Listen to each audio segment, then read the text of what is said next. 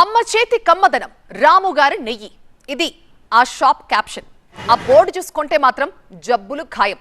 ఇది మేం చెప్తున్నది కాదు, అధికారులు తనిఖీ చేసి ఇచ్చిన సర్టిఫికెట్. పశ్చిమ గోదావరి జిల్లా భీమవరంలో పాల పదార్థాలు అమ్మే షాపుల్లో తనిఖీలు చేశారు అధికారులు. పోలీస్ బొమ్మ సెంటర్లో రాముగారి నెయ్యి షాపులో దారుణమైన స్థితిలో ఉన్నాయి నెయ్యి, వెన్న. అపరిశుభ్రంగా ఉన్న 1500 కేజీల వెన్న, 1500 కేజీల నెయ్యి స్వాధీనం చేసుకుని షాప్ సీజ్ చేశారు. ఇక షాప్ లో ఉన్న శాంపిల్ సేకరించి పరీక్షల కోసం ల్యాబ్ కి పంపించారు అధికారులు. వెన్నలా కనిపిస్తున్నది అసలు వెన్నేనా లేక జంతువుల కొవ్వా అన్న అనుమానాలు కలుగుతున్నాయి. నెయ్యి నల్లటి రంగులో కనిపిస్తూ ఉండడం అనుమానాలకు తావిస్తోంది.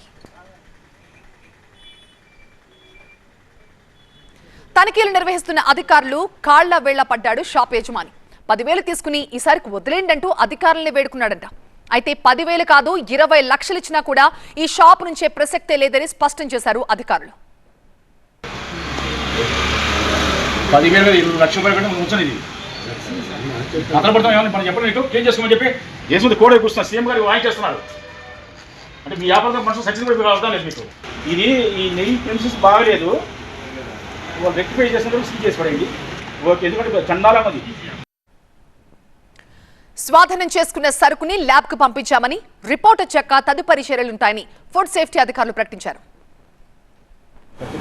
అదేవిధంగా నెయ్యి కూడా చాలా మురికిగా ఉన్నది. ఆ కల్తీ మీద నెయ్యి మీద కూడా నేను అనుమానంగా ఉన్నది. ఆ నెయ్యిని కూడా సీజ్ చేసి శాంపుల్ వచ్చేసి స్టేట్ ఫుడ్ ల్యాబ్కి పంపిస్తున్నాము. ఈ ప్రిమిసెస్ కూడా చాలా అసహ్యంగా అపరిశుభ్ర వాతావరణంలో అతను వ్యాపారం చేస్తున్నాడు. ఎటువంటి లైసెన్స్ కూడా పొంది ఉండలేదు. అతను వచ్చేసి చేసే ప్యాకింగ్ కూడా ఎటువంటి లైసెన్స్ లేకుండా వ్యాపారం చేస్తున్నాడు. కాబట్టి ఈ దుకాణాన్ని తదుపరి లైసెన్స్ తీసుకునేంత వరకు, ఈ శుభ్రం చేసి ఉంచేంత వరకు కూడా వ్యాపారం చేయకూడదని ఆదేశాలు జారీ చేస్తూ సీజ్ చేస్తున్నాము.